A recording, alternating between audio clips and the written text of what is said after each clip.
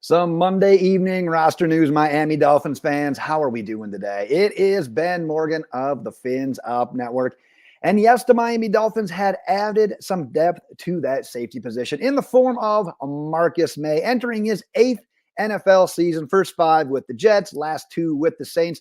Will be 31 years old this season. But like I said, adding depth regardless, because if you look at the Dolphins roster, there were a couple of positions of need, we'll say, yet, at least as it pertains to that depth, whether it's linebacker, whether it's offensive line. Definitely some fans out there that were saying, hey, safety belongs in that conversation as well. But that's what the Dolphins did on Monday night, added some depth in the form of Marcus Maye. We're going to talk a little bit more about the signing, what it means to this team in regards to the safety position. Before we jump into any of that, let's hear from you. Let's hear your thoughts on the signing of Marcus Maye. Maybe you want to talk about the lack of signing of Justin Simmons. Go ahead and drop your comments about that. Whatever you have got regarding the Miami Dolphins and this news today, go ahead and drop them in the comments. If you haven't gotten subscribed yet, make sure you are doing that as well. We're always back with Dolphins news as it happens and all the content that we come up with along the way. But yes, let's look a little bit into Marcus Maye because he was unfortunately limited to just 7 games last year. And the year before that, he only played in 10. You look back to 2023 with the New Orleans Saints. Like I said, his last 2 seasons did come in New Orleans, racked up 37 tackles in those 7 games, had 1 sack and came down with 2 interceptions. If you're a believer in Pro Football Focus, well, he graded out at 57.6 after allowing what they charted as 11 receptions on 15 targets. If you're not as familiar with Pro Football Focus, their grading system basically means 50 is about average. So 57.6, he was just kind of teetering above that above average mark. If you look at why he was available, well, New Orleans Saints ended up releasing him. His contract wasn't up. He wasn't that type of free agent.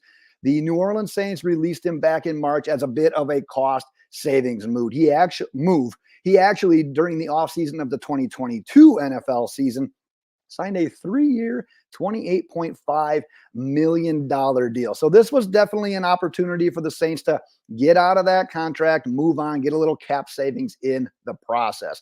Should also be noted that he was suspended for the first 3 games of last year due to a violation of the league's substance abuse policy. He actually had a DUI back in 2021.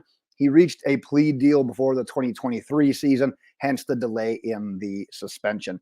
And according to Jordan Schultz, who I believe broke the news on this one, says Marcus Maye had multiple teams interested in him, but he chose the Miami Dolphins because he, quote, loves the roster and wants to play for a Super Bowl contender. Now, it's funny because whenever I hear something like that, when it comes to a free agent, I can't help but think about like 5, 10, 15 years ago, being a Dolphins fan and seeing other teams signing these free agents because that free agent wanted to play for, quote unquote, a Super Bowl contender. So like I said, it's just words, but at the end of the day, it's kind of nice to hear a player say that and then sign with the Miami Dolphins.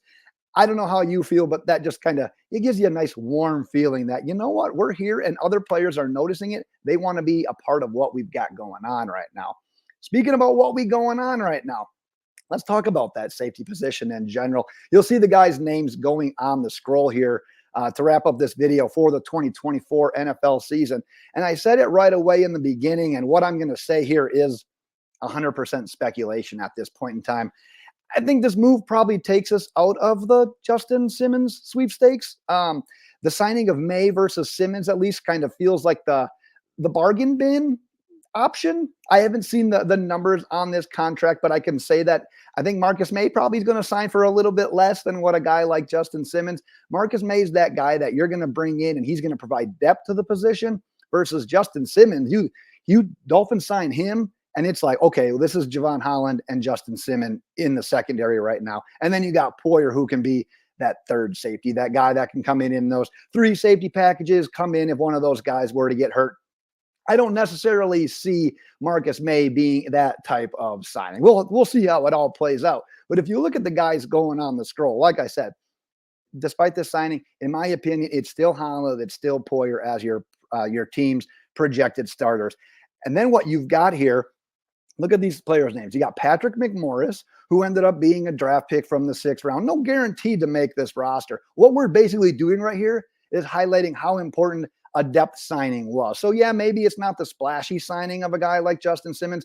Regardless, this position grouping needed some more bodies. So yeah, I don't think any of us should get too excited about Marcus Maye, but at the end of the day, it's a guy that we can bring into camp and see what he can provide to this position if we want to run with 3 safeties, if Holland gets hurt, if Poyer gets hurt. Because we talked about McMorris, you got Perry and Colbert, who were both undrafted free agents. So you're already looking at long shots to make the team there. And then if you got Needham and Campbell, well, those guys are kind of your hybrid guys that can play cornerback or safety. And then especially a guy like Nik Needham, who's really never gotten too much of a run at safety. And we talked about guys like Jordan Poyer trying to help him make that transition.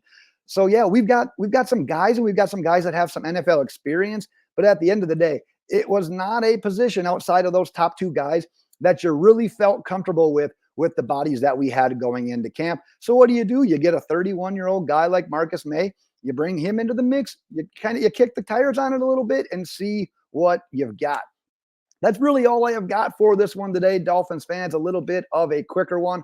Regardless, Miami Dolphins have a new player. We'll see if it's just kind of a depth piece, a training camp type of body. We'll let all of that play out. We will call it there for today. But like I said, as Miami Dolphins news happens, all the content that we've got planned coming up as well. The next thing that I'm actually working on that's not like upcoming pressing news, I'm going to do a little bit of a roster comparison between where we were with 2023's roster and where we are with 2024 roster, and do more of like a positional overview to say which positions did we get weaker at, which ones did we get stronger at, how is that going to impact the team moving forward? Are we going to do better or worse in 23 compared to 24? So definitely get subscribed if you haven't done so. Keep your eye out for that one coming out here in the very near future as well. We will wrap it for tonight right there, Miami Dolphins fans. It's getting late. Have yourself a great night, and we will see you next time. Fins up.